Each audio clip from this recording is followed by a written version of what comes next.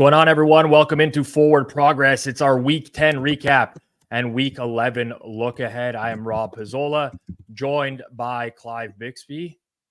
Clive, I see a lot of messages in the chat before we got in today. Scott, I lost bets today that I didn't even make. Everett, I had my worst day of the year betting today. Cottage comes in. I'm chipping in to add that I went 1-5. I personally did not have a great day today as well. So I'll get to some of the stuff, get it off my chest before we get into next week's games.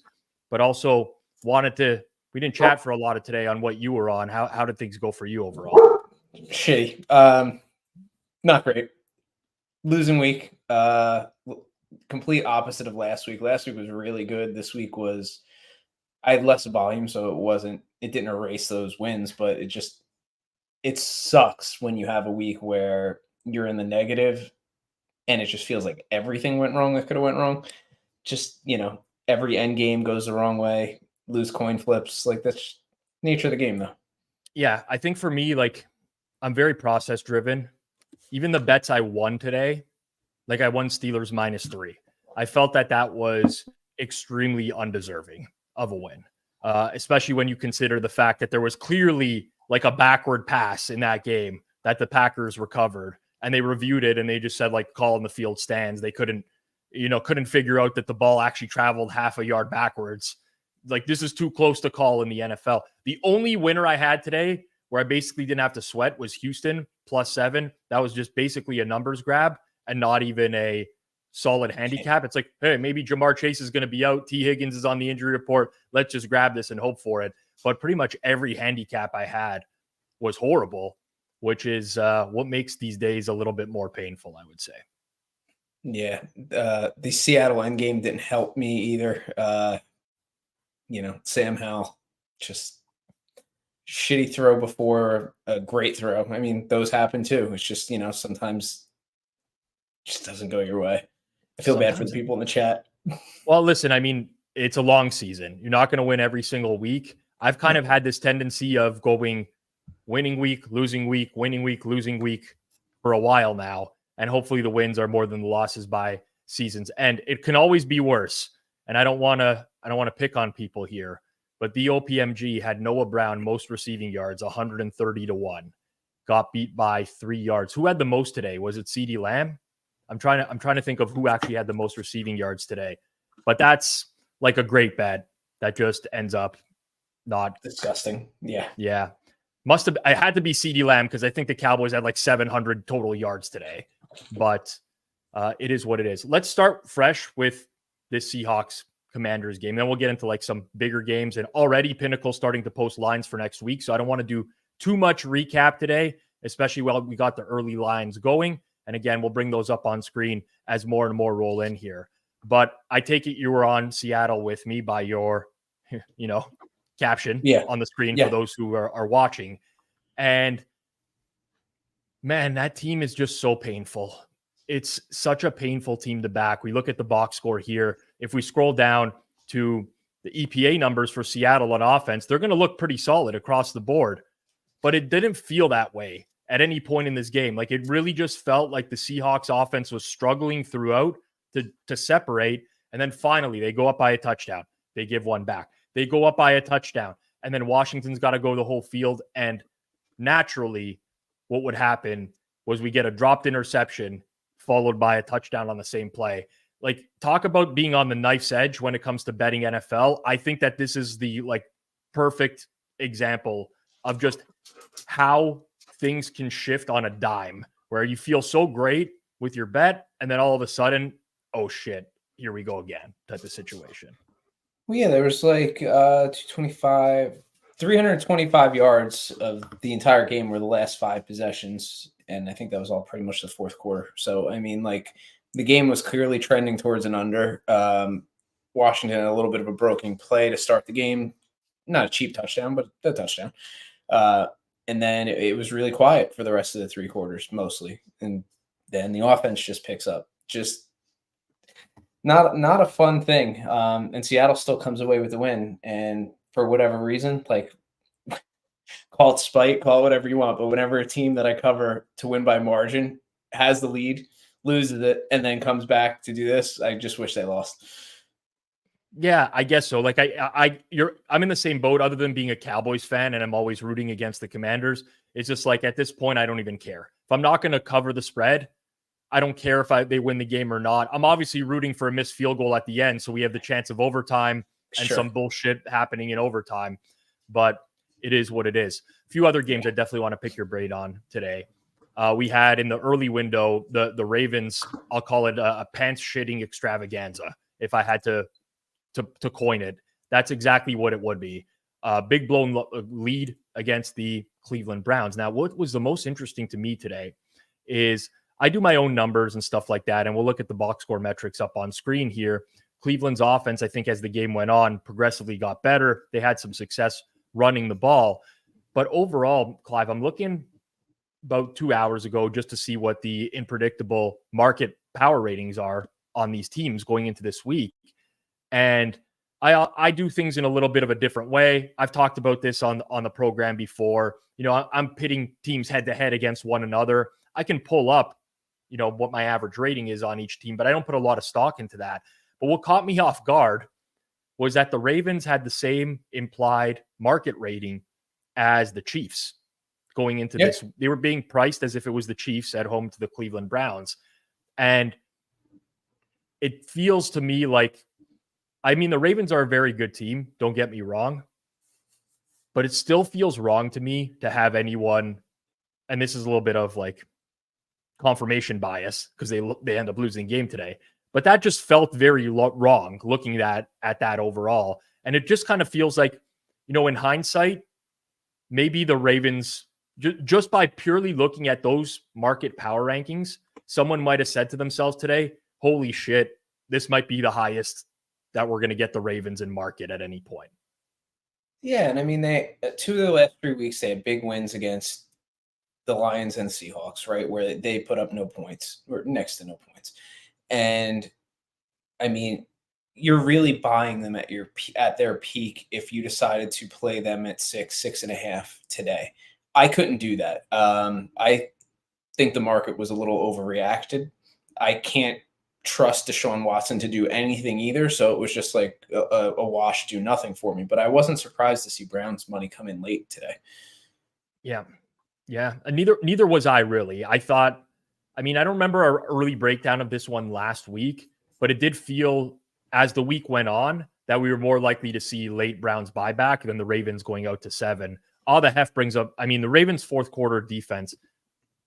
This is like, there's something about Baltimore, and it's easy to, again, this is confirmation bias, and it's honestly stupid to say because they did lead wire to wire against Detroit and Seattle, games that they killed, but there still feels like whenever they're out and get out to these leads like this, as we look at the win probability graph here on screen, like these guys are in like the 90% range for the vast majority of the game.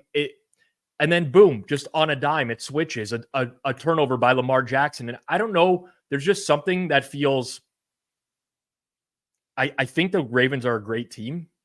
Metrics wise, whatever, it's hard to put up a case against them. But sometimes your intuition just tells you, I don't know about them just yet. And that's kind of where I am on the Ravens right now. Totally. Absolutely the same. I don't feel like Lamar Jackson's been particularly tested. The only other solid, really defensive performance that's been put up against them was the Steelers, and they just pretty much did nothing that game. I know they did play the Browns, but they played them with DTR, if I'm remembering correctly. And It was just, like whatever. Like I'm trying to look through the schedule here, and when is their next defensive test? And it's not until they play the 49ers, really. So I don't think they're going to get tested defensively when they play the Bengals. I think, there'll probably be a decent amount of offense on their side.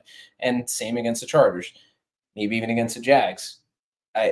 Fraudulent offense is what I would have called this team. Inconsistent. Like the upside, like the ceiling is massive. They have these games where they're unstoppable. And then, but they always get, this is a good Browns defense too. We have to take that into account, right? Sure. If Myles Garrett went into this week as a favorite for defensive player of the year, and I think that number is going to get even higher after this week because he was all over the field in that type of game. But RW fan, I think there's a great comment in the chat here. Baltimore is a really good team that tries so hard to play games like the Steelers. And sometimes I agree with that. Sometimes it just does feel like that, where they're playing so well and on a dime, it just turns. It's one series where they run the ball first and second down for some reason. It's just such a wide range of outcomes with this team. And maybe maybe this conversation has been about the Ravens. Maybe we're underselling the Browns a little bit, but just looking at the box score metrics for today's game, you'd be hard pressed to see Cleveland competing other than the fact that they went 8 of 16 on third down. Aside from that, they got out yarded. And I say that in terms of like a yards per play basis. I guess success rate wise, decent enough, maybe better than I'm giving them credit for at the end of the day today. But they don't close games. They haven't closed games all year. I don't think Lamar's favorite receiver is Mark Andrews, right? Yes. Like when it comes crunch time into some of these longer third down plays, like I saw Lamar scrambling a lot on third down and not having anything downfield to go to. Not all the time, but there was a good subset of those types of plays today. He still just doesn't have that help at wide receiver that he would need. Not that he's particularly great at throwing outside the numbers anyway, but he just doesn't have that locked in connection with a second guy on his team. Yep, I'm with you. We'll get into games really shortly for next week. I promise we will. We're seeing a bunch of them open up here, and we're going to go through them top to bottom. Before we do, last thing I want to talk about here, because I think it's going to be a very interesting talking point this week. Like, does anyone want to win the NFC South? Derek Carr gets hurt today. Looks like a concussion plus re-aggravation of his shoulder injury, AC joint or whatever. That's the early. The team hasn't officially said anything. Those are the Twitter doctors that are looking at the plays and seeing it, right? So we get that. We get the Falcons who come down to the wire. Taylor Heineke gets hurt. Desmond Ridder in there. Looks like they're going to win it and then, give up huge plays. Kyler Murray, patented Kyler Murray drive. And then the Bucs very quietly in a game that pretty much nobody paid attention to other than me, who bet the Titans like a complete moron. They win in sound fashion again. And now it's like, we're going to get the Carr to Jameis switch. We're going to get the crazy variance that comes with Jameis. It's like, who the hell is going to win the NFC South right now? It's an ugly division.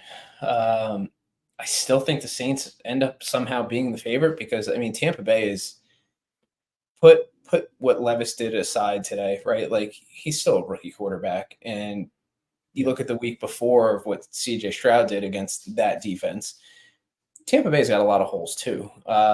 It's for anyone to take, obviously, but I think at the end of the day, the Saints still have the best shot to win. I'll be interested to see maybe they're open now, what the NFC South odds are right now.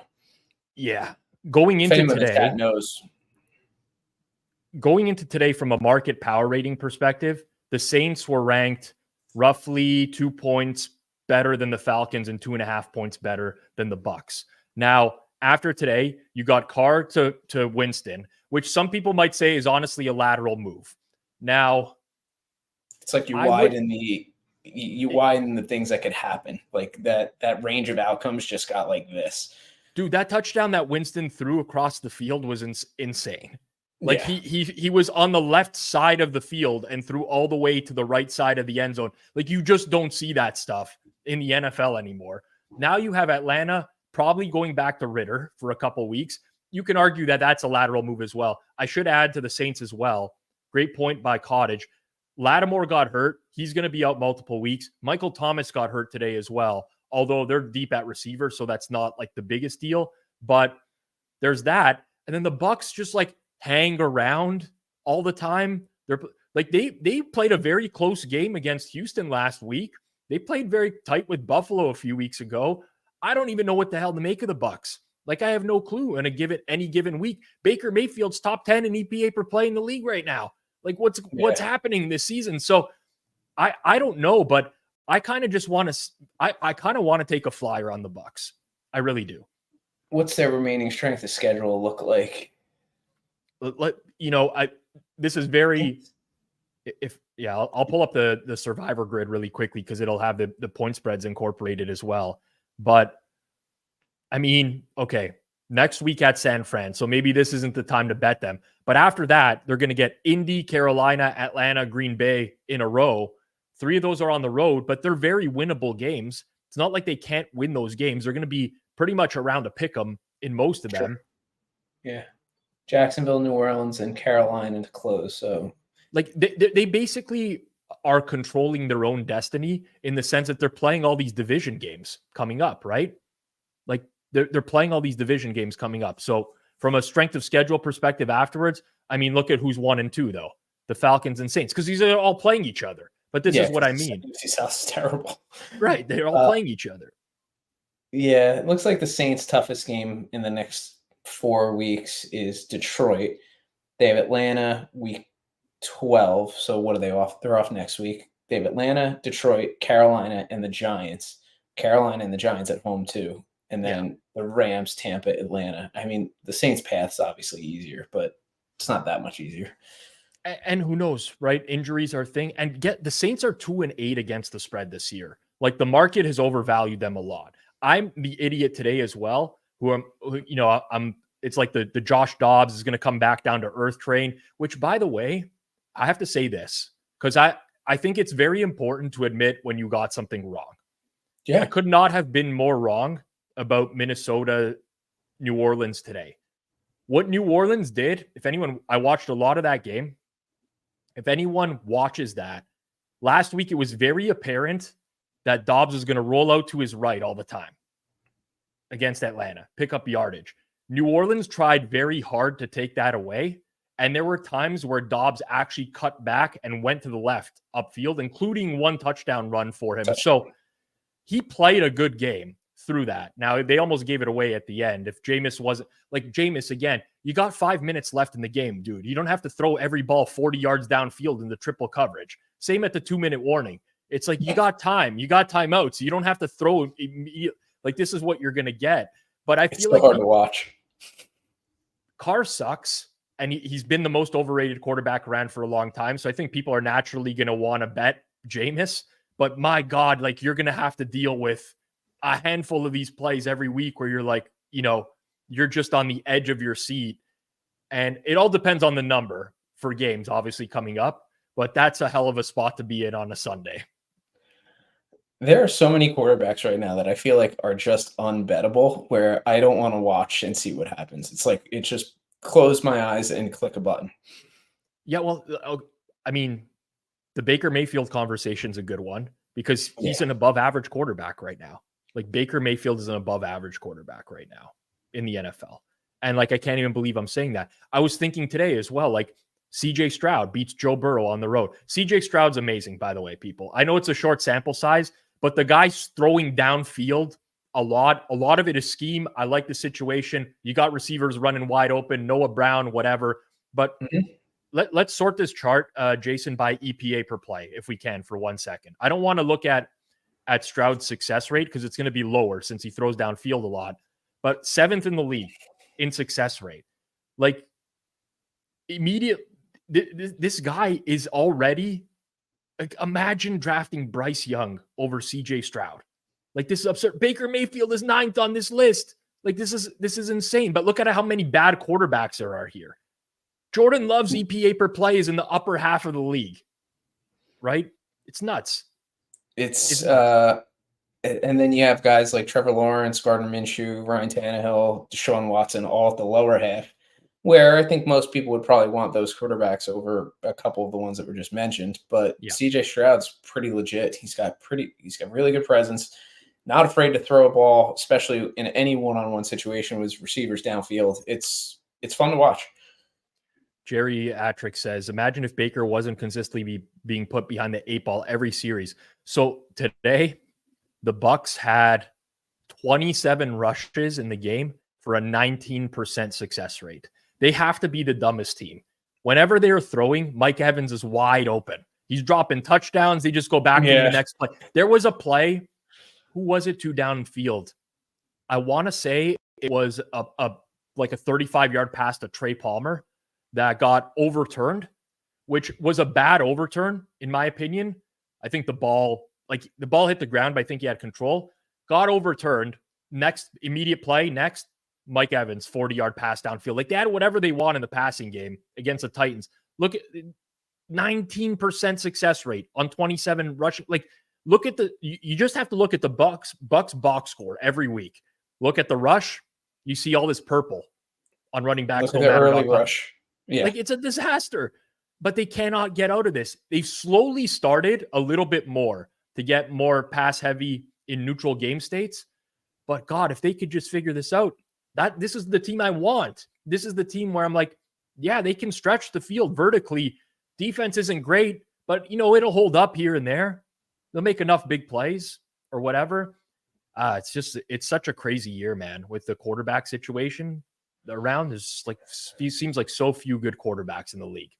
Yeah, it seems like the quarterbacks the big names that have retired the last, I guess it's like 5 to 7 years now. Within the last 5 to 7 years, they haven't been replaced by anybody. Like, Trevor Lawrence hasn't become that person who was the number one pick. Tua, as great of a year as he's having, you could say he's a scheme quarterback. There's a lot of things you could say. It's really just Mahomes. Josh Allen's developed from where he started, and who am I missing? Joe Burrow. Yeah. Those are the three guys, and Herbert too, but Herbert's been inconsistent this year. Well, that's what I wanted to get to. So, Trevor Lawrence, he is, Trevor Lawrence is like middling, but he's got no weapon. Like, they have no downfield passing game. I don't know if this is by design or not. Honestly, I don't, but I don't like the receiving core after Calvin Ridley and Christian Kirk. I think Calvin Ridley is one of the worst number ones in the league right now, honestly. And Zay Jones being out at number 3 hurts. But they are trying to get the ball out of his hands as quickly as possible on these short routes. They got no explosive plays.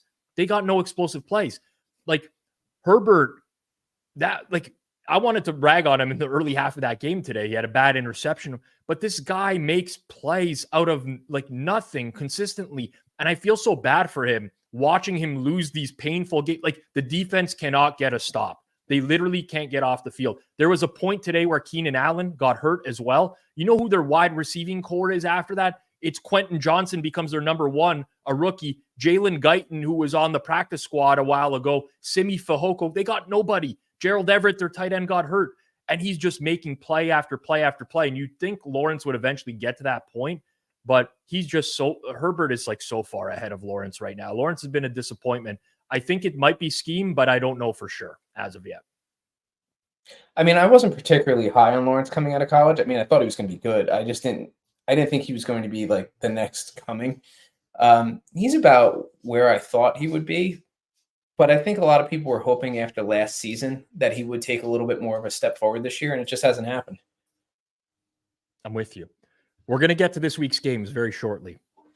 We're going to do it as soon as we get 100 likes on this video. There's 200 watching. Half of you like the video. We'll get into next week's games. I promise we will. It helps people find our content if you do smash that like button down below. So everyone, just mash that like button really quickly. We will get on to next week's games. Last thing I want to talk about is San Fran. We talked about Trevor Lawrence just a little bit.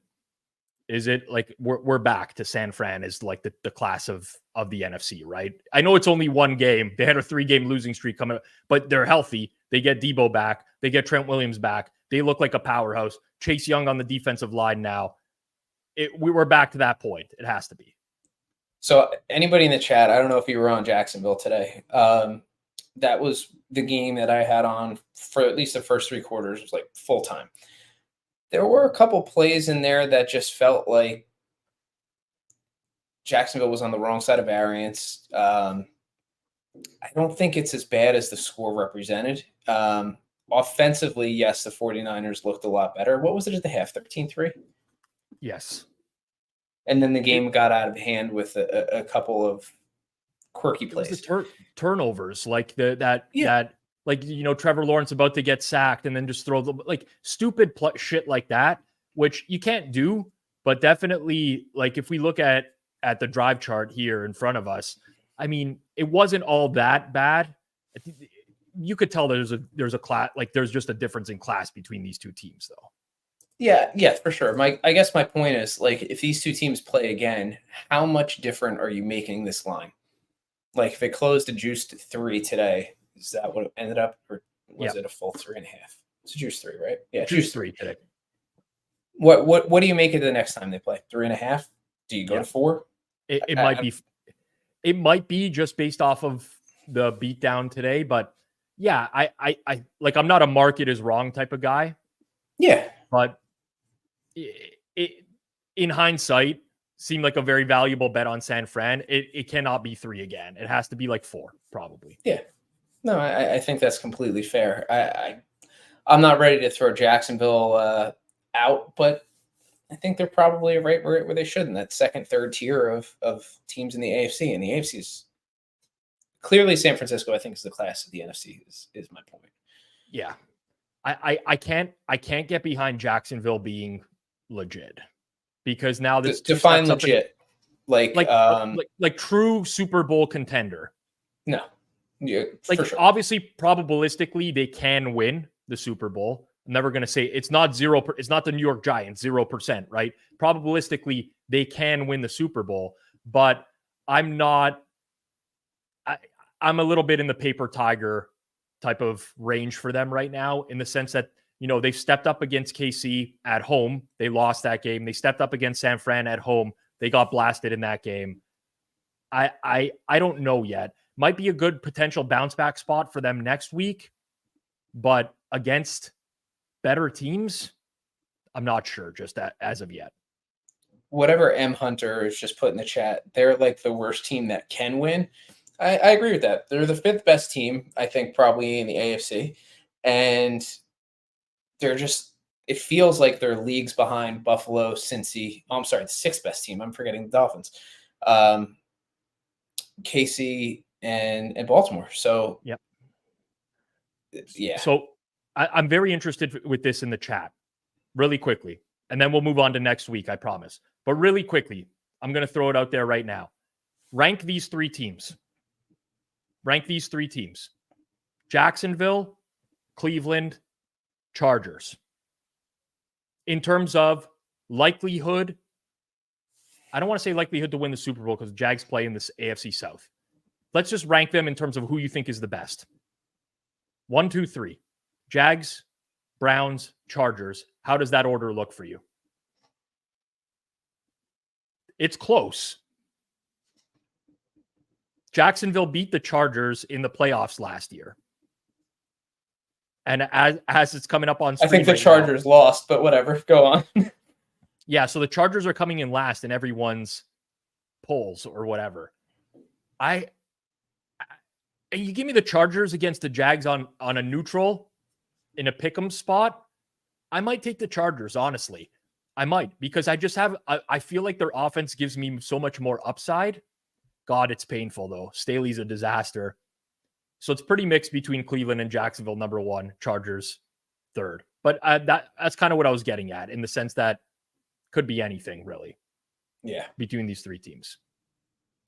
AFC's deep, though, when you think about it. If that's what we're debating as like the 7th best team. Crazy.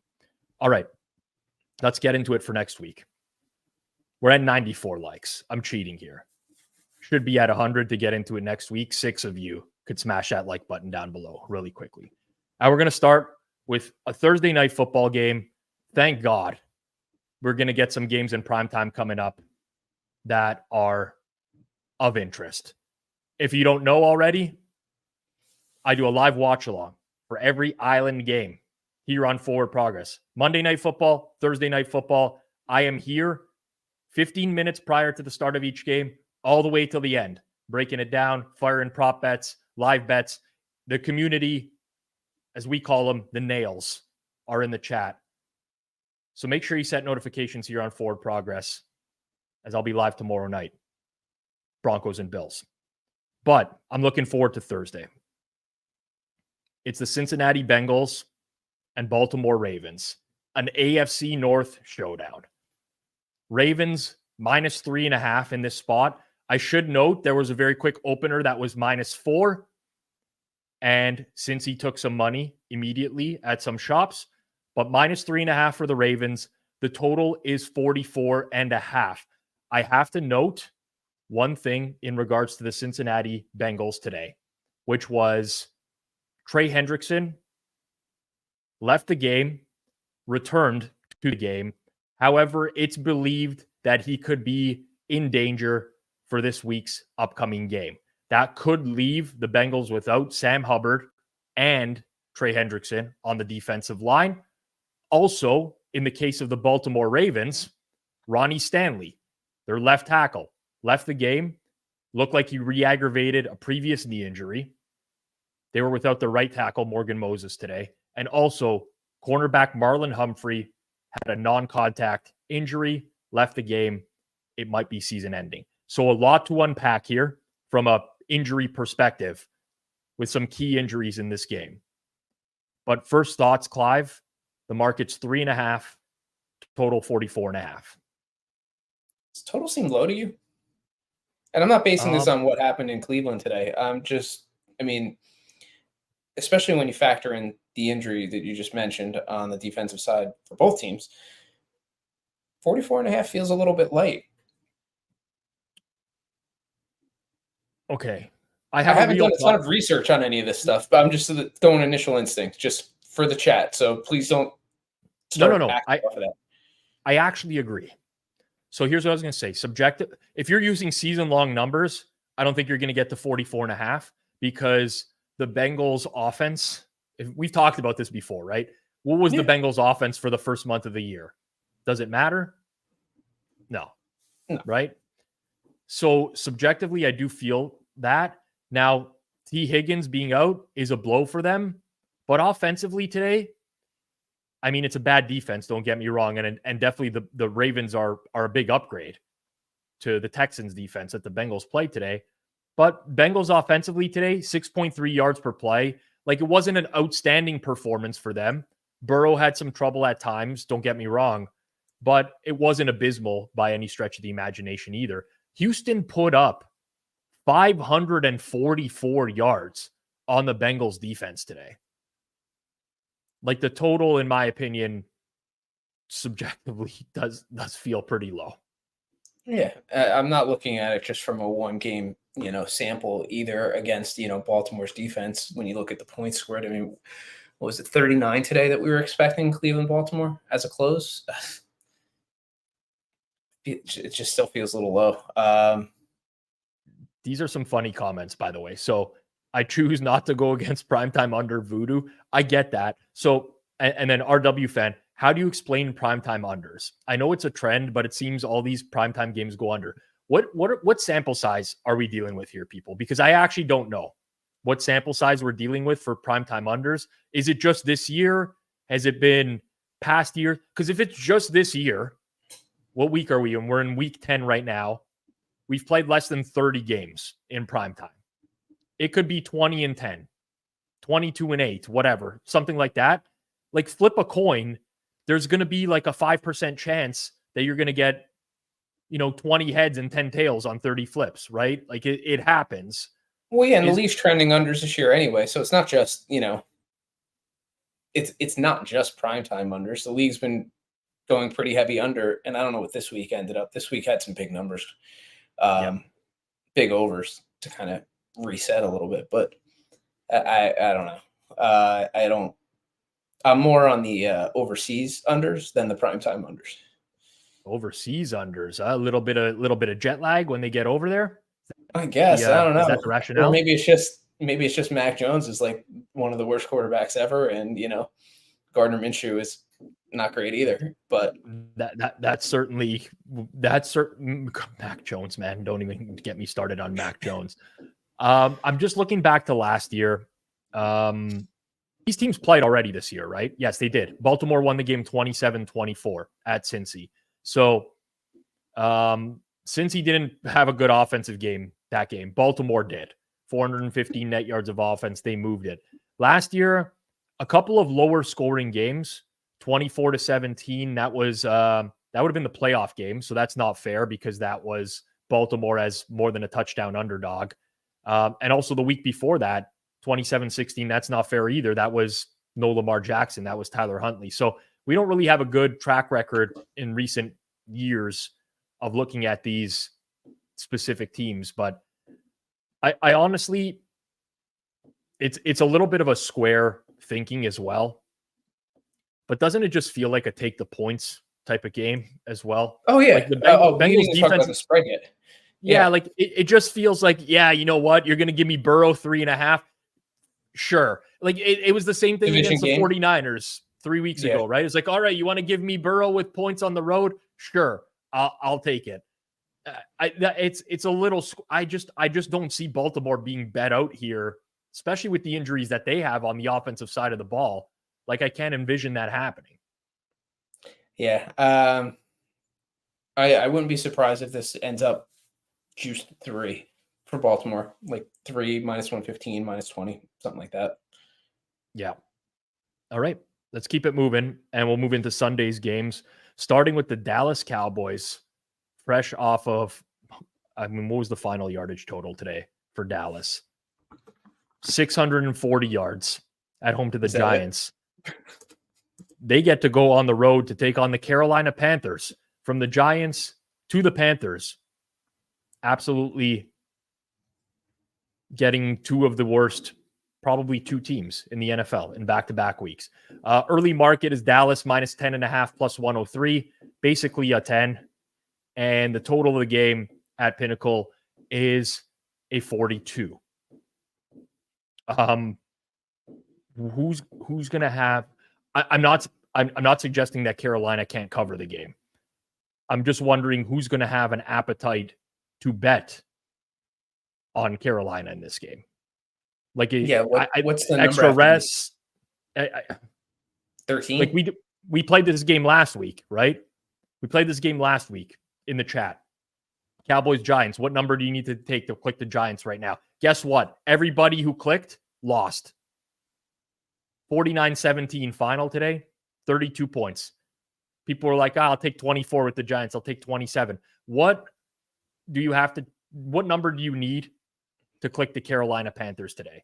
And also, like, why would you do it now? It's got to happen last minute, right? Like there's only Carolina just lost to Chicago. Like our perception of this team, they can't move the ball. They can't. They've had 3 games since the bye week against Houston, Indy, Chicago. They have not been able to average 4 yards per play in any one of those games. I know the number's already a bit inflated. It is. Some people might think, oh, Dallas is just going to, like, there's a little bit of an inflation factor, but Carolina actually might be like way worse. So where I start thinking about Carolina, and I'm not saying I would like it, I start thinking about them at 13. Like that's where I would need to get to. I think we said 17 was at least where the Dallas game would end up this week, and it went a little bit past that. I said in order for me to have any interest in the Giants, I needed 21.5. I think I need 13 to start thinking about this, and then maybe 14 to 14.5 to be serious about it. Well, the chat seems pretty content with 14 plus or 14.5. There's about 1 million responses so far, and everyone would take 2 touchdowns for the most part. Jared says he'd need 17.5. You're not getting that. Chosen 14.5, 14. Like, yeah, those are the numbers that we're mostly getting here. Like, again, there's inflation. I'm not, if this, somebody must know what the look ahead line was in this, but there's no way it was 10. I'll tell you right now, right? Based off of market power rankings, it was probably something like Dallas 8.5, if I had to guess, going into this week. So it's been bumped up a little bit, but has it been bumped up enough? Now, I will say this as a Cowboys fan. Wesley says Dallas is a bully. Perfect spot for them. They bully teams at home. They don't always bully teams on the road. They have some pretty drastic home road splits for some reason that I maybe can't explain. As a lot of people are saying, the look ahead was 9.5. But where is the interest coming in Carolina in this game? So I will say this: when you look at the teams that they played at home, Jets, first week of Zach Wilson, full prep. The Yep. Patriots, the Rams, where Stafford ended up getting hurt, and the Giants. So I think it's the quality of competition that is really impacting the splits there. On the road, they played the Chargers, the Eagles, the Niners, and the Cards, and they lost to the Cards. So That's that's what their one really bad loss, obviously. as a bigger favorite than this. True, but Josh Dobbs is magic. Like, come on. Josh Dobbs is way better than Bryce Young. I'll tell you that. Oh, no question. Like Bryce Young might have more upside if that could ever be realized. But right now, Josh Dobbs is way better than Bryce Young. So in our talk of young quarterbacks, we didn't get to Bryce Young. Is he the worst of the bunch that are supposed to have high upside? Like, I don't look at Ritter as somebody with upside as an example. Yes, he's a young quarterback. But even then, Ritter is probably better than Bryce Young right now. Right now, yes. I think Bryce Young has a higher ceiling than Desmond Ritter. I don't think Desmond Ritter's Sure going to be. Yeah. Yeah, but like just for right now, who forget about whoever's playing quarterback for the Giants, right? Is there a worse quarterback situation in the league than throwing Bryce Young out there? No, and of the rookies, like, I'd rather have Levis. I'd obviously rather have Stroud. Everybody would rather have Stroud. I'd rather have Jordan Love. I think Carolina, if they throw Tyson Bagent out there, they're better. I think right now they're better than with Bryce. Bryce Young is small, cannot see behind they can't do anything with this guy right now. And when they do scheme people open, he misses the throws. Yeah. I think he put a pass rush like the Cowboys have and what they can do on defense. I think they're going to give absolute fits to Bryce Young. Yeah. I saw somebody post this on Twitter today. Carolina basically sold out for this pick in this draft for what's upcoming next season for a deeper quarterback draft, and how big of a mistake it probably was to use that amount of capital on this season's pick. I think they're right. Yeah. I'm not even sure this is like their Super Bowl spot either for Carolina. Like every now and then it's a little bit narrative-y, but every now and then you do get like that one game a year where a team plays where it just looks like they've prepped for like 2 months for the game. But because of the fact that they end their season with a game at home against Atlanta, a game at home to Tampa Bay, those could have playoff implications, keep a division rival out of the playoffs or whatever. I don't know, man. It's a very square opinion. Typically, you don't want to bet a team coming off a 32-point win the following week. But what is the appetite? Like, if you're a believer in closing line value, who's betting the Panthers at 10? Then maybe someone, but the Panthers are getting faded pretty regularly in market too. I think this is probably going to end up at 12 or 12.5, in all honesty. Now, these points aren't worth as much as other points, like 3 to 4, et cetera, blah, blah, blah. But I don't think this line ends at 10.5. So if you want the Cowboys, bet them now. Houston out of the bye week took money against Carolina. Somehow Carolina won that. I mean, I guess that's your precedent, right? That's your Carolina did beat Houston 3 weeks ago at home. Now, Houston's not Dallas, but they are a very offensively gifted team that Carolina's defense held up against. That's your precedent, your prior. But couldn't be me, man. Couldn't be me. All right, let's keep it going here. Another AFC North matchup. We got the Steelers, who get outgained every game, but somehow are 6-3. They go on the road to the Cleveland Browns. Browns laying 3.5. Total 38.5. There was somebody that posted on our last week's video saying that Pittsburgh was a top 10 team and that we were undervaluing them. I don't know if they're still here. It's one of the few times I've responded to a YouTube post, but they're not a top 10 team. Yeah, they're definitely not a top 10 team despite their record. Now, I will say, see, like I was going to come on today and be like, I actually do think the Steelers are a bit undervalued. And people would be like, Rob, you're insane. Pittsburgh undervalued. How could that be? They get outgained every game, whatever. You know, I get it. I'm not saying that they're good. But the only problem is I actually look at the market where the market ranks these teams. Like, look at the team tiers. They're not that bad. EPA-wise, offensively and defensively. They're like the third tier. Yeah, they get outgained every game. I get that. But for me, like there's a big difference. There's a couple things that are factored into the equation. One, remember, Deontay Johnson was out for a while. And I talked about this on Pizza Buffet this morning. By the way, those numbers on the screen were since week 5. Just so everyone's aware, just want to point that out. Since week 5 in the season, they're in that tier. But Deontay Johnson is massive for the offense. Massive. I've talked about Allen Robinson before. Allen Robinson sucks. He can't generate any separation. If you look at Kenny Pickett, career-wise, when Deontay Johnson is on the field, Kenny Pickett's success rate is 46%. When he is not on the field, his success rate is 36.6%. It's almost 10% worse. This is a big difference. And like they got lucky, the Steelers, in a lot of those games earlier in the year, but it gives me a bit of the Vikings vibes from last year, where everyone just wants to bet against them, like regardless of the price, or like adjust, you know, possibly to the fact that it's like they're different now than they were at the beginning of the season with their number one receiver back. But I mean, Cleveland's like Cleveland won. They're down starting left tackle and right tackle, backup right tackle. Deshaun Watson banged up again today. Who knows what's going to happen with that situation as well. Denzel Ward got cheap shot by Ronnie Stanley today. He's got another concussion or something. He had to leave the game. Juan Thornhill, the safety, left the game with a calf injury. Like, I think this is a fair number. I'm not saying that it's not.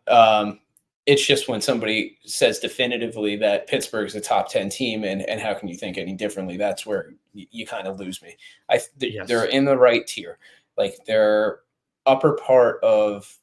they're in the middle third is what I would call them. They're probably at the top of the middle third. They're the 7th or 8th best team maybe in AFC, depending on how you're looking at it. 8th, I guess. Well, yeah, like to me, Pittsburgh is honestly just like a league average team. So like, right. I mean, sorry, yeah. Let me clarify. Not a league average rating. Like I'm trying to explain this in the best way I can. But just because you have 32 teams doesn't mean that you're going to have 16 teams that are power rated below average. Yeah. Like to me, Pittsburgh is still like 1.5 points worse than average, but that would still put them in like 14th or 15th on the league spectrum because there's so many teams that are shit. If that's what I'm getting, right? Correct. Yep. The tails are pretty extreme. Like the tails of the bad are really extreme. Like your Carolinas, your Arizonas, and your Chicagos, and then you have San Francisco, KC up in this area. Yeah, I mean, Voodoo. I will say, Green Bay is horrible, and they outgained Pitt. Not only they outgained them, they candidly outplayed them. But we're in a situation now. You're going from where you needed Pittsburgh to win by margin today, which they somehow won by 4 points again, to now where they just have to lose a close game or potentially win. I don't know, man. It's I think that the market is going to fade Pittsburgh. You think this gets to 4? That's my gut inclination because I feel that Pittsburgh is viewed as like a paper tiger as well. And it's just like, let's fade. This is my gut intuition as which way I think the number will go. But I don't want to bet Cleveland in this game. No, I don't either. For me, it's Pittsburgh. Just looking at this number, it's probably Pittsburgh or nothing. But I don't really have a lot of interest in Cleveland in this particular spot. Yeah, the secondary is awful for Pittsburgh. They need Minkah Fitzpatrick in a bad way. Well, and that's one of the things, like, where Baltimore should have been able, or like if Baltimore's playing the Steelers, do you think they'd be able to take advantage of that? Can Cleveland really take advantage of that? Like, I'm thinking of other AFC North teams and matchups. I don't know. I mean, Jordan Love didn't look terrible today, by the way. No, he didn't. That's what scares me the most. And also, like, another thing to factor in the equation, these teams played in prime time earlier this year. That was the voodoo game of the millennium. Like, the Steelers had negative yardage in the fourth quarter, and they scored 2 defensive touchdowns to win the game. Like, Cleveland dominated that game. But again, different story, right? You're down 2 tackles for the Browns. You're going to be down players in your secondary. Who knows at the quarterback position? Yeah. I'm looking at the scoring summary from the game. Like, somehow 48 points. That's not going to happen again. Okay. Few good comments here. And this, honestly, the chat's been off the rails tonight. I appreciate it, guys. It also makes the show a lot easier for me, especially since I'm so spastic and I'm all over the place with a lot of things right now. I mentioned this to a friend today. Connor says, Steelers have been terrible, no doubt, but running game the last 2 weeks has been extremely impressive. I talked about it on Pizza Buffet this morning as well. I don't know what has changed, but they are getting good contributions out of both Najee Harris and Jaylen Warren. And I'm talking about, like, runs where these guys don't have to break 3 tackles in the backfield, like where the offensive line is getting a push. That to me is very interesting with this offense. Jaylen Warren's now at the point where he's averaging over 5 yards a carry. Like, he has been pretty impressive the last couple of weeks. It was at the point today where I was watching that game, and I just have like a fun little pick'em league that I do, and I had Green Bay today. I'm like, I kind of wish they would stop giving him the ball. Like, that's where I was at between him and Harris. I'm like, can you guys please throw? Yeah, just because I hear you. He's been good. Jared says, give me good Deshaun news and then Pittsburgh in 4 or better. That's kind of what I would want in the game. It's kind of what I would want. You get good Deshaun news. Deshaun Watson's playing next game. Someone in market says, yeah, let's hit this Tomlin voodoo, man. I'd much rather be on the Tomlin voodoo than against it. It's true.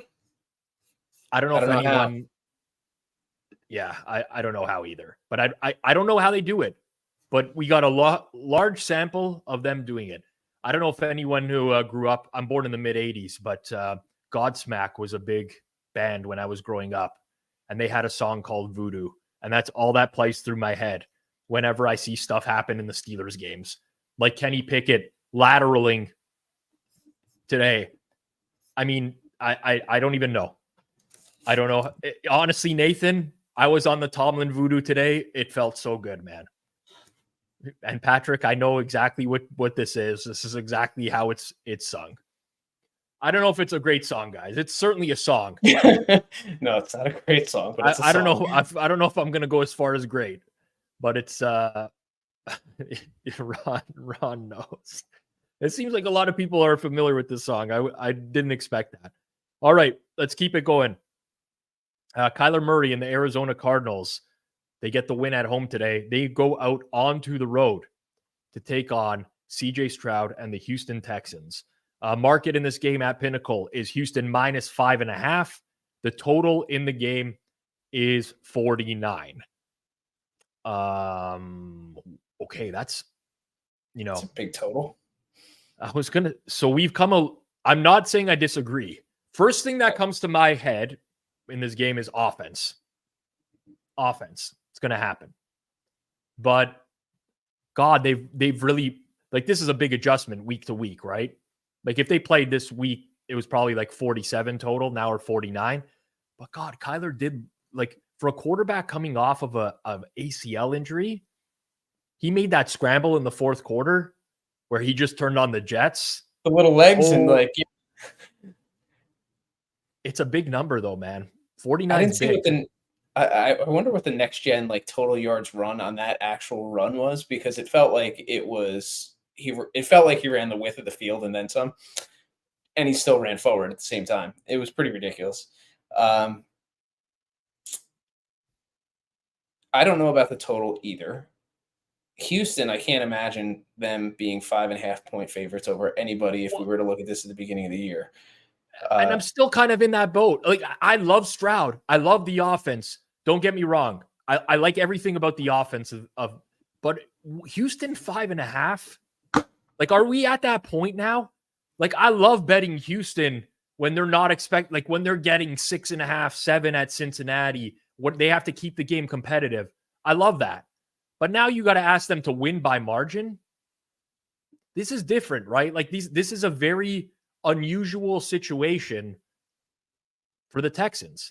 This is not, they don't find themselves in these types of spots. No, preseason lines look like they were probably -2, -2.5 of what they would have expected. So we're at like a full 3.5-point adjustment off of that. Dude, what did they close at home to the Bucs 2 weeks ago? Like 2.5. Yeah. It's 5.5. Like, Arizona's worse than the Bucs, but maybe not actually. Like, if they're going to continue to, Arizona just beat Atlanta, a team that's very similarly rated to Tampa Bay. Transitive property, whatever, schmansitive property. I get it. Yeah. You know what yeah. I mean, so I feel like the market was right on the Atlanta-Arizona game for the most part. I think 2 was probably the right number. I don't think that's unreasonable. Oh, shit. I don't know. Fuck. This just feels like so much. It's if you were to watch these teams play over the course of the year and you didn't know their names and you didn't have priors, would you think it's 5.5? Probably. So that's where I'm struggling, I think, a little bit, is like detaching prior expectations. I have a problem detaching from my love for CJ Stroud.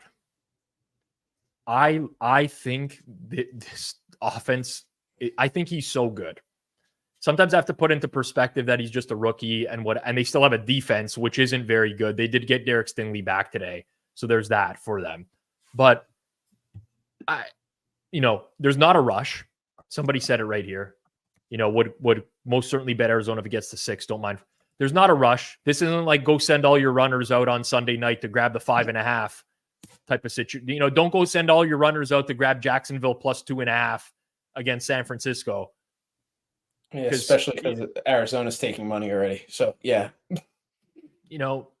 If Arizona's taking money, then it is what it is. But, like, you know what I'm getting at. It's just like, yes, the valuable number is 6 or 4. The stuff in between, it's not the end of the world. Like, this total is really interesting to me. Honestly, it's the most, because it's a big number, and I subjectively, off the top of my head, I see points, a lot of them, but that's not the way this works. And this is a big number for 2023. It is. If you had Atlanta is not a competent offense, really, right? Like they're not really a dangerous offense. I mean, they have a couple of weapons where you can occasionally maybe break a play or whatever. Yep.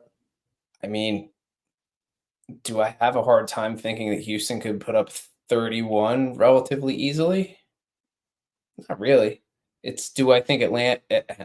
Do I think Arizona's going to hold up their side of the over? So maybe it's the Houston team total over that I would like a look at. Interesting. All right. No like super, you got to go bet this now type of stuff yet this week or whatever. But I've been very interested with the games that we have on deck. And yes, as we were talking about that game, Arizona did take money at Pinnacle to go to plus 5.5, minus 113. Okay. Chargers and Packers next week. Current line at Pinnacle. Chargers -3, minus 109. The total is 44. Chargers -3, minus 109. Oh, 3.5. Jason, just flip that 3.5 row there, just so that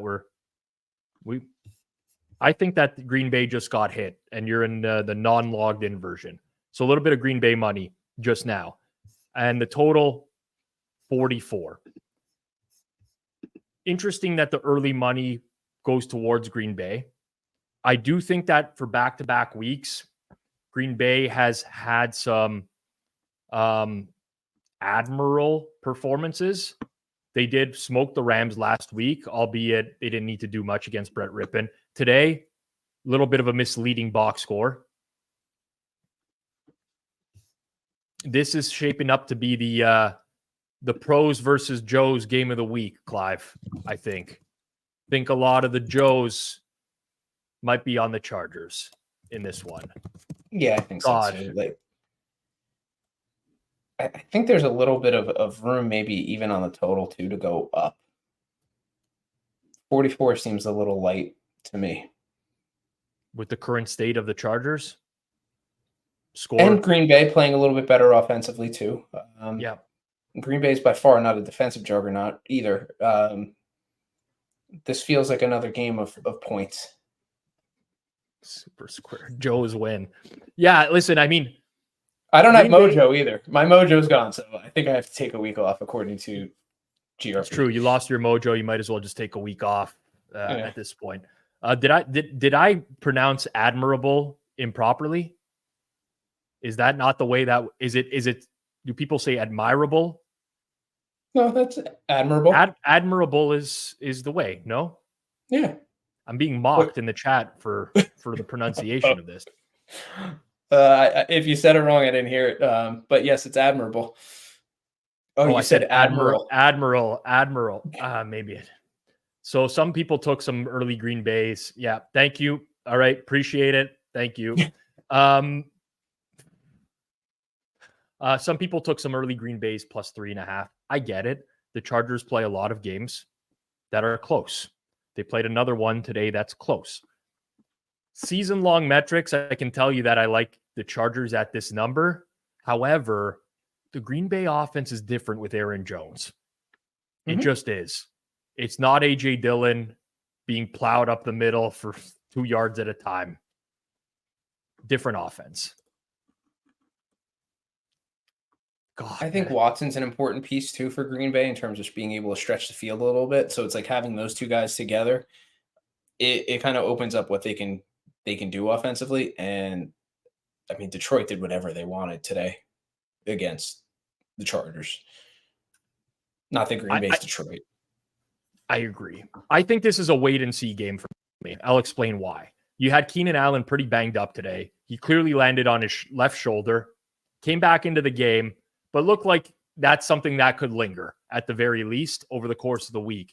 Then you have on the Green Bay side, both Jair Alexander and Quay Walker didn't play today. Key pieces of their defense. If they come back next week, it's a little bit different because this Packers defense didn't offer a lot of resistance today. It's not to say the Steelers did much either, but that's kind of where I'm at, where I think that this is a fine price. But God, it just like take a step back, right? This was, what was the number? Chargers at Jets Monday Night Football, 3.5. 3.5. Chargers at Jets just a week ago. And now it's 3 at Green Bay. Where do we rate Green Bay relative to the Jets? I don't know. Same hemisphere for sure. Well, Jets defense is, top third for sure. Green Bay's defense is probably bottom third. Maybe a little better. Middle? Would you call Green Bay mid? They're probably middle on offense too. The last couple of weeks, I'd have to look at like the last 2 to 3 weeks, like their EPA chart, like the way we showed it for the Steelers. I don't know how much to discount the first few weeks with Green Bay, but I mean, the Jets offense is so bad that the dichotomy is just too much. I'm at the point of it's like, I'm going to get Justin Herbert. -3 against Jordan Love. Seems like in the long run, even with a terrible defense, that's probably going to end up being a good bet. Does it not? No, listen, it's kind of, I think that half a point, I don't know how you have a ton of desire at Green Bay at 3. I fucking love this comment from Nathan. I love this one so much. This already feels like a good week to take off. It kind of does. You're not wrong. I mean, I could say that with a lot of weeks though, but this is the beauty of the NFL. We got lots of games to choose from. And I mean, the Chargers were close, man. They couldn't get a stop against Detroit today, but Detroit's offense is very different than Green Bay's. Like, Detroit is a well-oiled machine, man. Not only that, but Detroit had like 1 million fourth down attempts that they went for over the course of the game, and they were getting them as well. Oh, I loved that fourth down at the end of the game going for it. I mean, I would have loved it even if they didn't get it, but I'm like, this is the way it's supposed to be done. That was honestly a high-quality football game. I'm going to watch that game in full, like first thing tomorrow. I'll happily lose money betting Herbert over the Green Bay offense at a field goal or less every time. So, I mean, super square in the name. Take that for what it's worth. I kind of agree. All right, let's keep it moving here. Oh, also want to point something out. I don't know how much it came to fruition today, but I have it's an AFC versus NFC game, and I talked about this a little bit last week. I feel like the AFC is sometimes undervalued in these games because that conference is actually so much better, and those teams are playing each other a lot. Didn't work out well today for Tennessee against Tampa Bay, I'll tell you that. But generally speaking, I just did want to point that out. All right. We got to talk about every game that has a line. It's the rule, and there's no exceptions. The Commanders, off of a tough loss, are laying 10 points at home against the New York Giants. The total is 37.5. Washington Commanders, -10. I did not misspeak. 37.5. If you recall back to week 1, when they played what we considered to be the worst team going into the year, the Arizona Cardinals, the Commanders were laying 6.5 in that game. We're at 10 right now. Of note, in today's football game with the Dallas Cowboys, the New York Giants lost Kayvon Thibodeau to a concussion. Cordell Flott, who made the interception on Dak Prescott, left with a shoulder injury. I also believe that for a brief point, Deontay Banks, their other starting corner, left with an injury. Adoree Jackson was out at corner already. The New York Giants have no cornerbacks remaining. They lose their number 1 pick from a year ago. Their offense is in shambles. But I don't think I can lay the 10 with Washington, man. I don't think I can do this. Kind of tough. I mean, one, does DeVito play again next week? God, man. Like, why are they... I don't know. I don't even know why they played him this week because they clearly didn't feel comfortable enough to let him throw until they were down like 35 points. I don't know what's going on, but Wink Martindale and Brian Daboll were arguing for half the game today. Like something, it's a disaster. Like there are just teams. Oh yeah. So I just want to point this out as well. Andrew Thomas got carted off, but he came back. He came back. But I would think that because he played well in garbage time today, DeVito gets another look next week. What do we do? I mean, this to me is just a skip game. Like the Giants to me are just going to be the team that I don't want to bet. Why do I want to put my money down on the Giants? Unless I'm getting an egregious amount of points. This isn't egregious. It's definitely different than, again, what the look ahead probably was in this game at like 8.5, something like that. But now we're up to 10. I feel like I lose a valuable number with Washington. Commanders are getting better. They're putting Howell in these situations where he's just doing these 3-step drops. He's throwing these slants to McLaurin. Yeah, he made some great throws today, but like, what do I want to do? I mean, let's take a poll, people. Let's take a poll again. What number do you need to take the Giants this week? Is anyone going to come back with 10 that they like the Giants at 10? The answer is probably going to be no. So why not take Washington early, I guess? There's what a disaster, man. Just a disaster of a game. I mean, I think if there was ever a game for people to want to be on Sam Howell, it's going to be this game too. I mean, Dak Prescott looked like he was the superstar of all superstars, regardless of what DeVito was doing on the other side of the field. It's a really ugly, ugly scenario in New York right now. Yeah, like look at these comments in the chat. 14 and a half, 17, 17, 17 and a half, 14 and a half, 14 and a half. No one has said a number less than 14 yet. So, I mean, either you bet Washington early or you just don't bet at this point. So what did you have the difference between, again, it's just power ratings, but like Dallas was at home this week, closed 17 and a half. How much different did you have them from the Commanders? For me, roughly 8 points. 9 points for me. Roughly 9. This is either saying that we're bringing up the Commanders up in class a little bit, or like this still might not be enough, even. Which I think just shows. I do feel that way. Again, yeah. I every now and then, I hate to go down narrative street because actually, typically speaking, it's good to fade narratives. When I say that, I mean, like, there's going to be a lot of times where people over the course of the year will be like, oh, this team doesn't care. They're tanking. They're whatever, right? And a lot of times, that's just BS. Arizona at the beginning of the year, right? They're tanking. They're not even starting their best. And then they just go out and they win and they're covering spreads and whatever. And I think a lot of time, fading the noise is a good idea. I'm not suggesting that the Giants are tanking, but the Giants are already terrible with the worst quarterback that I've ever seen in my life. And now they suffer multiple injuries on defense. That's an unbettable team. Like, unless you get a crazy number. Unbettable. Yeah, I think if you were to rerun the game, Dallas versus the Giants, that the line's probably 20 and a half. Like, I think that's probably in reality what it is. Maybe 19 and a half. I think the Commanders are going to take money, so if you like them, bet them now. Okay. Clive says it. Clive says, hashtag Clive says. Clive speaks.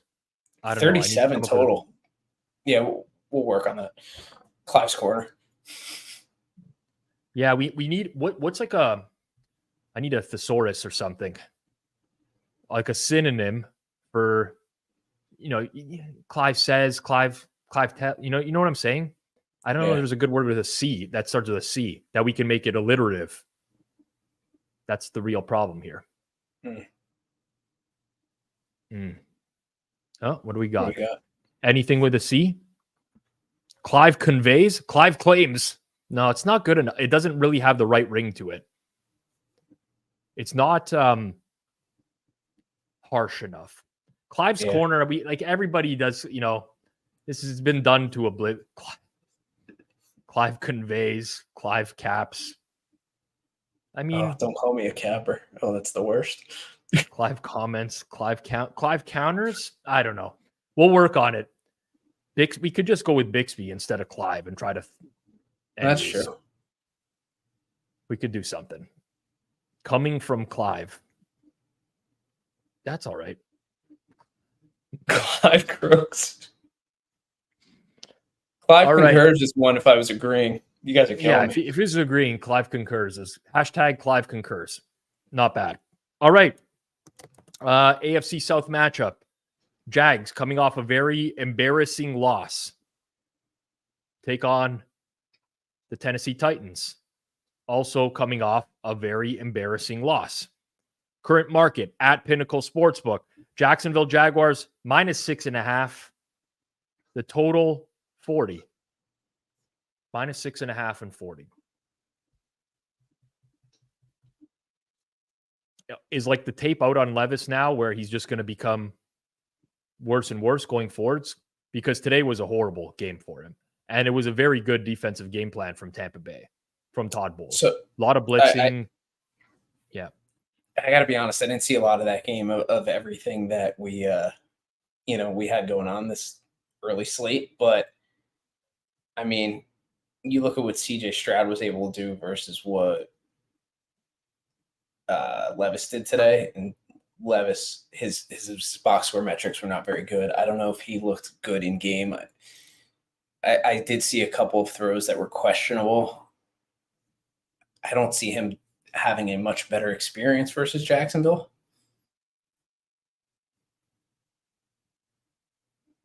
The Jags have won a bunch of games by margin. Yeah.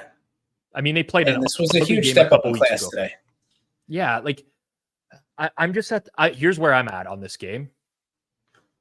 Got more work to do on it, as we do with every single game every week. Remember, none of our early opinion here. Like, we're talking these games through with you guys, just like immediate reaction to the week before. My immediate thoughts are, I would like to have Jacksonville in some capacity. I'm not sure I love this number per se,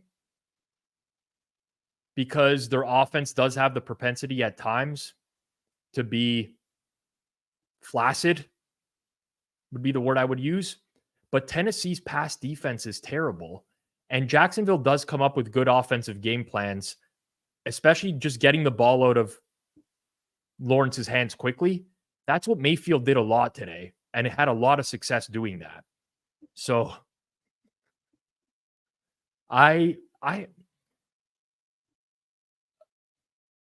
subjectively, so this is like, I think this is the opposite of what we're saying about Houston, where like I have this old memory of Houston in my head of what they are, and like a number attached. I need to detach from last year's Jacksonville and kind of see what they are this year. In my head, I want to bet Jacksonville, like just instinctively, but I don't think that's right. So there's some homework to be done. Yeah. I'm very interested, because remember, like, the talk about Levis going into this week was, wow, he's looked really good since coming in. He went to Pittsburgh. They lost the game, but he made some big time throws. He beat Atlanta the week prior. And now the narrative is completely flipped from Levis looked great to like, is Levis going to fall off a cliff type of situation, right? So we flipped on Will Levis. Is it justified after just 1 week? That's really my question. But I'm having trouble with this, because this is a good Jags defense. Forget about what you saw today. Like, San Fran is going to do that to teams. San Fran did that to Dallas earlier this year, right? Where they just scored at will. They looked amazing on these possessions. Is Tennessee going to consistently be able to do that? I mean, they maybe putting too much stock into one game, but now you have this film on Levis, and all of a sudden today they have 209 yards against Tampa, 3.5 yards per play. They can't run the ball. They can't pass the ball. Just kind of a disastrous offensive performance. It does feel like a good spot for Jacksonville to bounce back off of just facing an amazing team. And if we look at Jacksonville's offense over the course of the past few weeks here, offensively, the last 4 weeks, we can bring it up on screen. But, you know, we can see where they are in terms of relative to the rest of the league. They had the ugly Pittsburgh game. They've been pretty low in EPA per play. Does that warrant having to win by a touchdown? That's challenging. Yeah. I kind of wouldn't be surprised if Tennessee takes money at 6.5. Yeah. I have to watch that game just to get an idea of what Levis really looked like. And that's a game that I really don't feel like watching, but I need to. I think somebody put in the chat, is 40 seem low? 40 feels about right to me. Same. I haven't had any strong opinions on the totals yet so far this week. I mean, it does seem a tad low. I guess maybe 40.5 is what I had originally guessed here on my sheet. But like I'm in the same ballpark. It's not anything crazy. It's not anything crazy. Just if you haven't been able to tell yet from anyone who's watching or listening after the fact or anything, I have a little bit of disappointment going on so far this week and going through the board because nothing really stands out to me as like, every week I feel, Clive, we have like 2 to 3 things where like this is off, like it's going to move quite a bit. I'm not getting that vibe yet so far this week.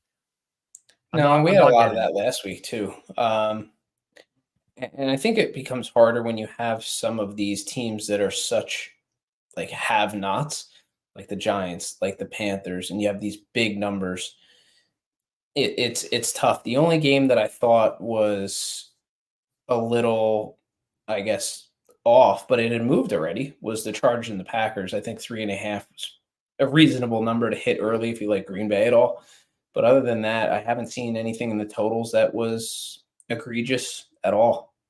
See, like I feel opposite to you there, where I kind of want to bet against Green. I kind of want the Chargers. I kind of just want Herbert against Love at 3.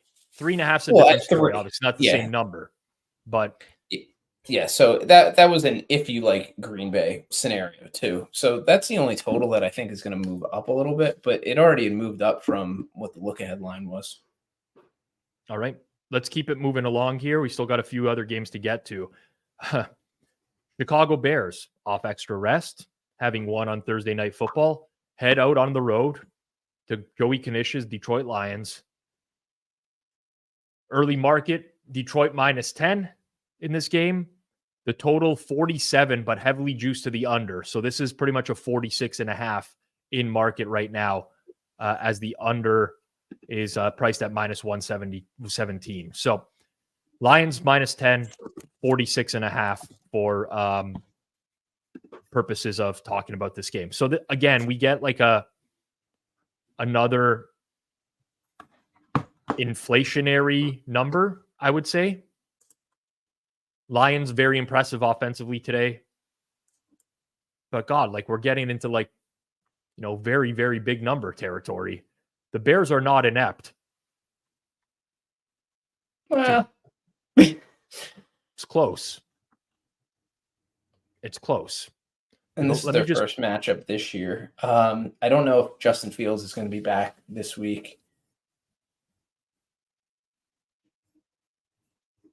Matthew bet 7.5 look ahead. I mean, I think that's probably.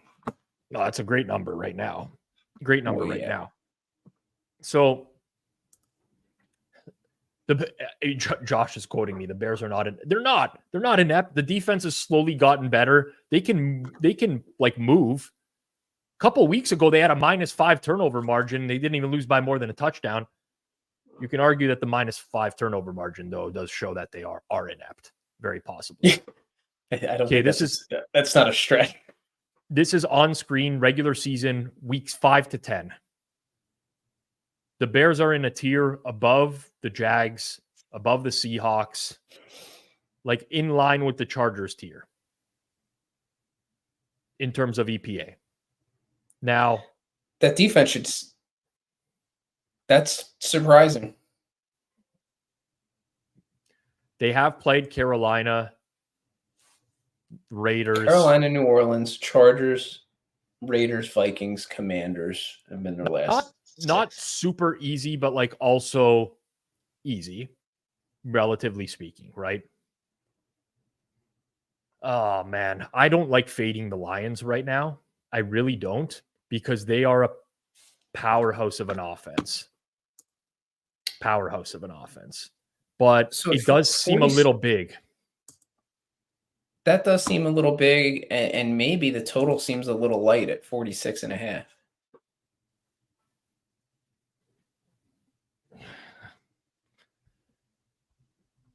I don't know. I honestly had the opposite viewpoint. I might be crazy. No, not necessarily crazy. It depends on the quarterback situation for the Bears as well. Bajent is a dink and dunker. He'll take some shots, but for the most part, his average depth of target is going to be low.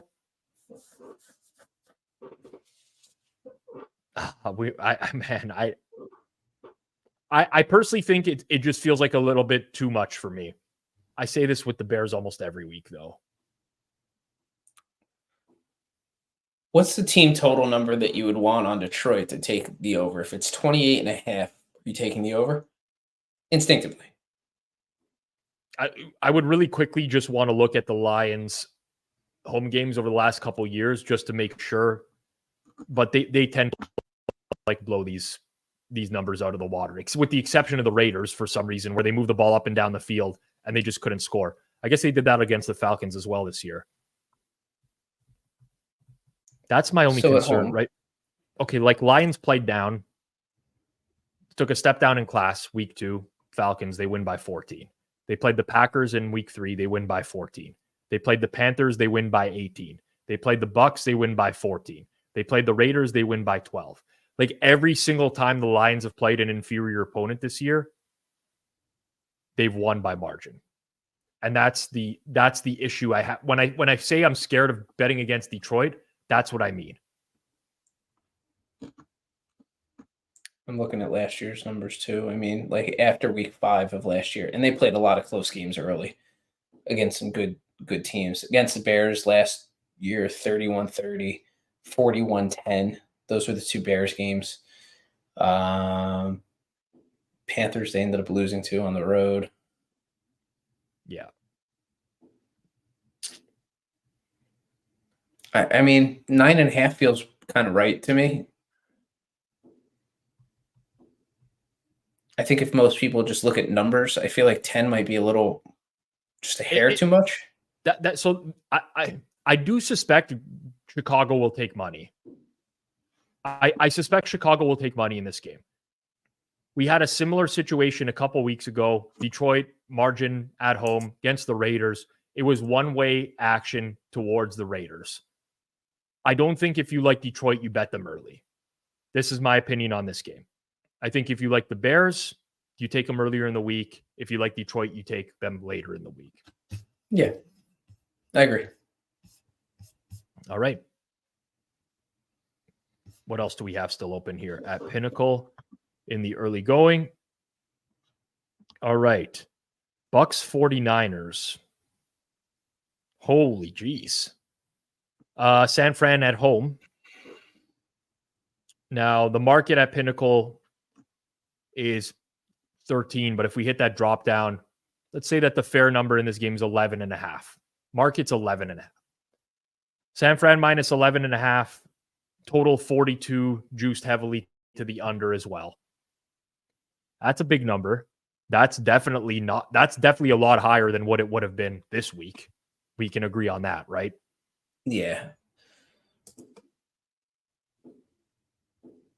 I'm not convinced the Bucks are any good, but they still could be.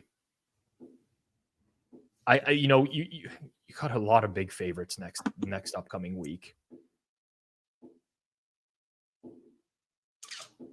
Total was what, 41.5-ish? Yeah, ish, because it's like 42 juiced heavily to the under. So 41.5 is basically the market right now, which it feels a little low to me. What, the total? Yeah. I could see, I mean, San Francisco putting up a very, very another big number here. Like, if their offense is at full strength, this feels like a Brock Purdy 31-point game alone. The problem is that they've had these games, this one this week against Jacksonville, where there was another one this season where the 49ers put up a shit ton of points on offense, and then the other team puts up nothing. And if the Bucks are gonna, here's why I kind of like the over in this game. I don't think the Bucks can get into these bullshit game states like when they're leading, like today, where they keep running the ball early downs for nothing. Like they kind of are almost going to get into a game state where it forces Where they have them. to throw. Yeah. But like the 49ers did this year against the Steelers week 1, the Giants week 3, where like they put up a ton of points and they limit the other team so much that the total doesn't get there. But Tampa Bay does have some explosiveness to their offense. San Fran plays super fast. They play tons of no huddle. This feels like a San Francisco team total over game for me. I like the game state and how this could set up for a full game over. I mean, I don't want to bet San Fran again. I think that they're back here, but I think you're paying a pretty serious price now to bet San Fran next week. What did Tampa close in Buffalo? Now don't get me wrong. San Fran is better than Buffalo. But merely a couple weeks ago, Tampa's 7.5-point dog. I think so, yeah. In Buffalo. Pretty big number here. That game should have never been in doubt either, though, if I'm remembering that game correctly. You got the back door from Tampa, and that's what they can do. Like, I don't want to bet a team because they can backdoor. Like that's not my I don't say like, oh yeah, I'm going to bet this because the back door is going to be in play, but it is in play when Tampa gets into this game state. They can throw the ball well. Yeah, 10.5, 11. That range does seem a little high. I mean, it's a difficult situation. I could see the 49ers putting up 450 to 500 yards of offense relatively easily. I'm not super high on the Tampa defense. I know they played a really good game today, but I'm not high on them. It'd be interesting to see if they do get Carlton Davis back next week. He missed this week with the toe injury. But San Fran's healthy now. Another tough game. Subjectively, first thought is that the number is a little bit low for me. Spread or total? The total. But honestly, like first thought was also that the spread is a little too high. I think the spread's a little too high. I think Tampa will take some money. Was it week 8? I'm going to go back and I want to see what that total closed at because I honestly don't remember. And that was a Thursday night game. So that total closed 43. Yeah. Juiced a little under. And it finished 24-18. Backdoor game. The Bills should have scored a lot more. I'm with you. I think the over's a pretty solid look here. All right. Late afternoon next week, the Seahawks, who I've already said my piece on the Seahawks. It's an NFC West matchup. They're on the road at the LA Rams. So Seahawks not really traveling too far for this one. No cross-country travels or anything like that. Seattle laying 2.5 on the road. Total in the game is 44.5. Rams will be coming out of their bye week. Doing a quick check on Seattle to make sure that they didn't lose anyone of significance today, which they did not. So likely Matt Stafford back with the thumb injury in this game. We'll see about the right tackle, Rob Havenstein. He was out prior to the bye as well. And a few other injuries where we're going to be looking at the Rams getting a little bit healthier going into next week. Market is like really falling out of favor on Seattle now. And I get why. Because I'm kind of same thing is happening to me.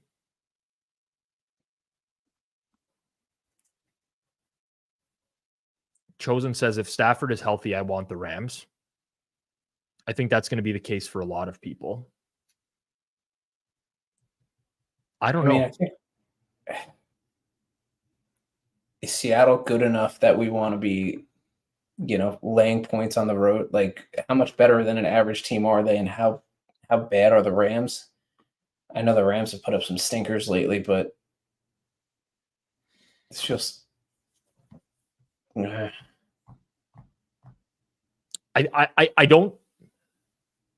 don't think that this game can get to 3 and stay at 3.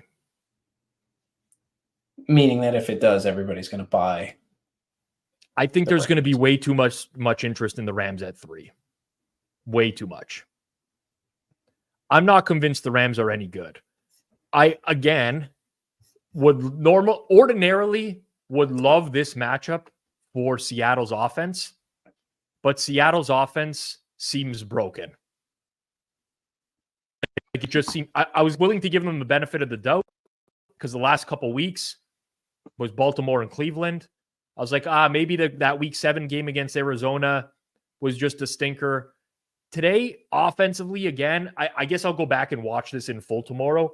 The numbers look a lot better to me than I think the offense actually played. Yeah, I was going to say, a lot of the good numbers, second half stuff. The box score looks good if you're looking at it for Seattle.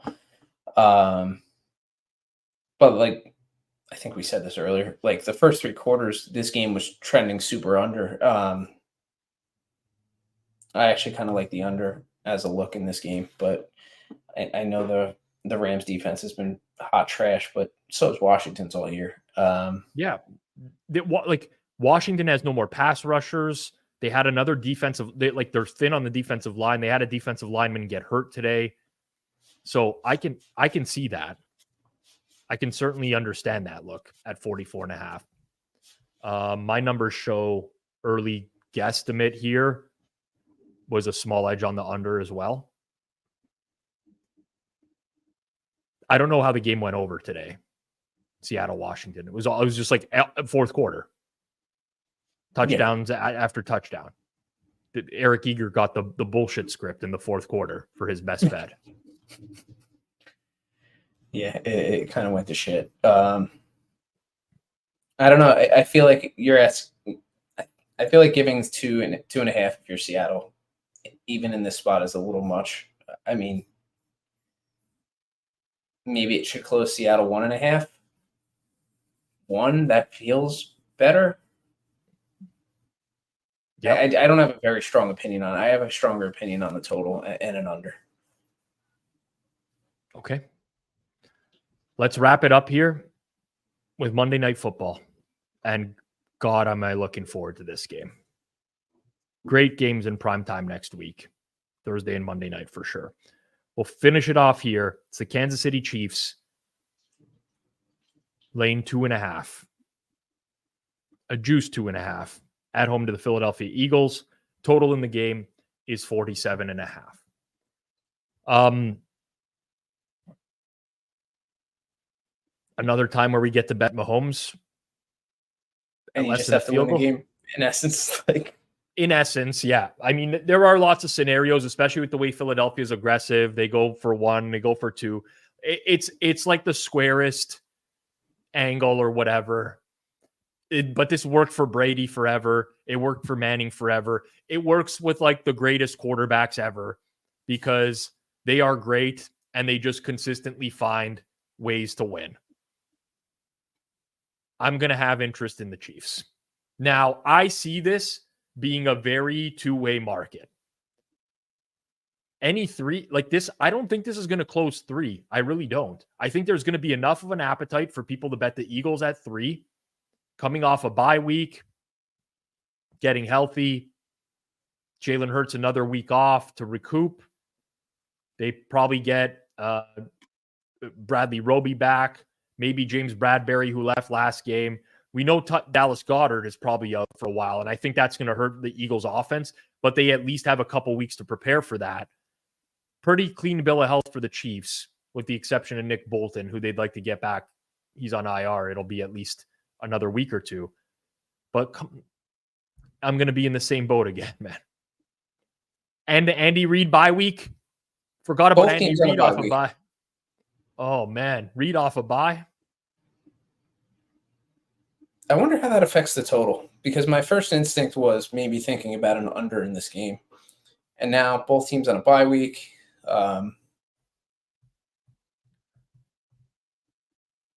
Interesting. I have to give this one a lot of thought. I still think 2.5 is probably the right number. 2.5 seems like a fine number. I don't think there's like a major issue with it. That's kind of where the market has priced these teams all year, for the most part, in and around this range.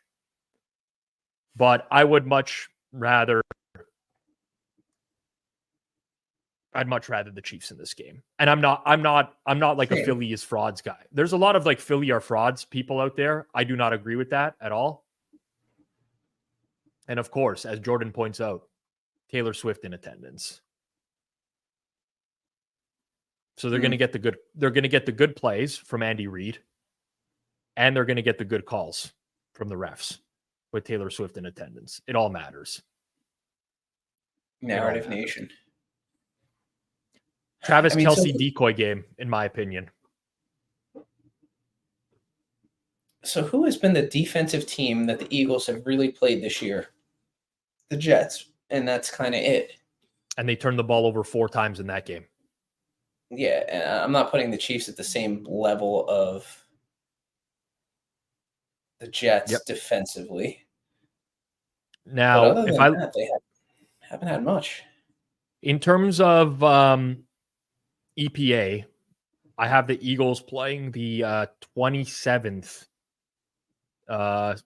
ranked schedule. So 32, 31, 30, 29. 6th easiest schedule in the league of opposing defenses in terms of EPA per play. It just feels like that the Eagles have stacked a lot of their offensive numbers on the Commies, the Rams, the Dolphins, Commies again. Yeah. They were a little less. Let's be real, man. The Cowboys outplayed the Eagles, if we're being real. Yeah, right. I agree. Cowboys outplayed them. Yeah, guys, listen. There's worse things you can do than bet Patty Mahomes at less than a field goal. There's worse things you can do in life. Like you could have just decided to watch Sunday Night Football tonight instead of listen to this show in real time. That would have been a major minus EV move. Oh, big 12 points in this first half. Huge. Electric first half. Huge. Electric first half. So what do you think of the total? How much does it matter to you that they're both coming off a bye week and, you're getting the good Andy Reid plays and Philly gets an extra week to prepare? I think it matters. There's I worked with Eric Eager on some of this stuff, or at least chatted with him on it before, in terms of there is something to certain coaches' play calling, depending on opponents. It's not a joke that Andy Reid saves the good plays for better teams. Totally. They're gonna pull out the stops in this game. People are all over the Kelce overs right now. I'm like gonna zag where everyone is zigging type of situation. But to me, this is like a Travis Kelce decoy game. If you're going to defend against the Chiefs now, you just make any receiver beat you, right? So I would be looking at anyone other than Kelce, personally. But stylistically, the Eagles played a great game in the Super Bowl, and they just couldn't close it out. It's not like they can't win the game. That's not what I'm suggesting. It's very, very winnable. But I can't not take the Chiefs in these price ranges. I have an addiction to the Chiefs at this price. With both of these teams having 2 weeks to script their first drive, I'm wondering if first quarter over is a decent look, depending on what it comes out at, obviously. Like, that matters, but... Yeah. It is a primetime game, though. Does that matter? Primetime unders. Ooh. Big plays. Big plays. Scary primetime unders. Decoy to who is funny, the LOL. All I'm saying is that I would be purposely running like Kelce downfield, taking him away from certain coverages, running him to one side of the field, throwing screens to the other. Do whatever you can, because I'm pretty certain the Eagles are going to invest all of their resources into shutting down Travis Kelce. All right.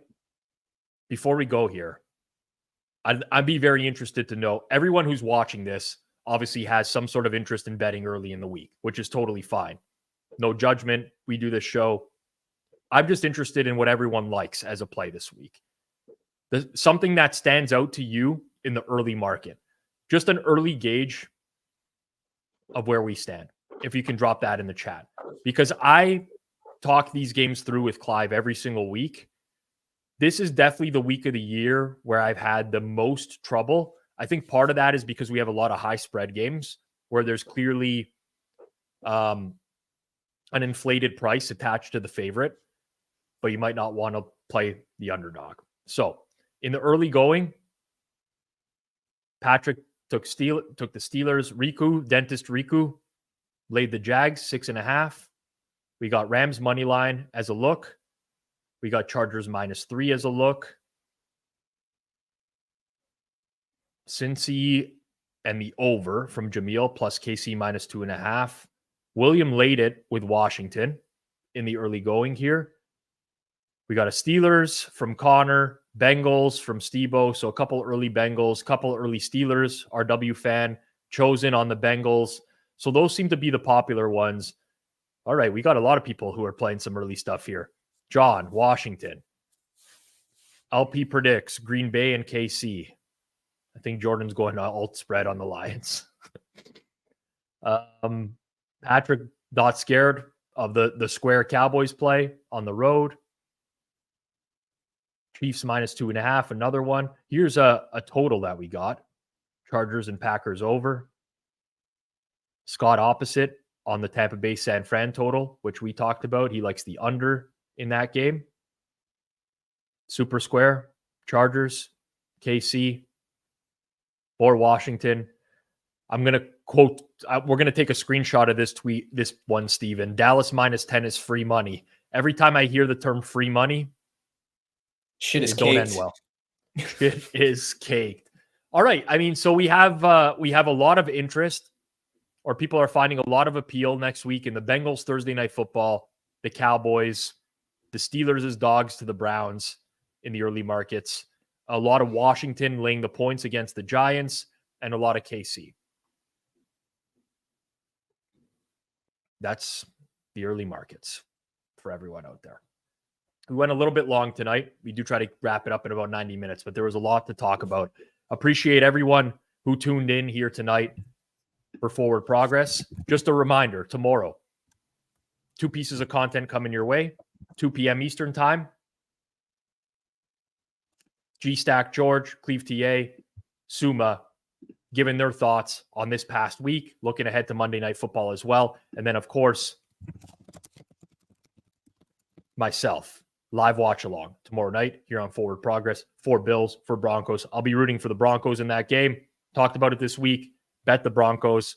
I'm sure that'll go swimmingly. Cannot wait to root against the Bills in prime time tomorrow. Appreciate everyone out there. And of course, smash that like button before you take off. Make sure you're subbed here on Forward Progress. For myself, Rob Pizzola, for Clive Bixby, for our producer, Jason Cooper, this has been another edition of Forward Progress here, part of the Hammer Betting Network, presented by Pinnacle. Hopefully you got in on some good bets. Wish everyone the best of Sunday night, and we'll see everyone back here tomorrow. Peace out.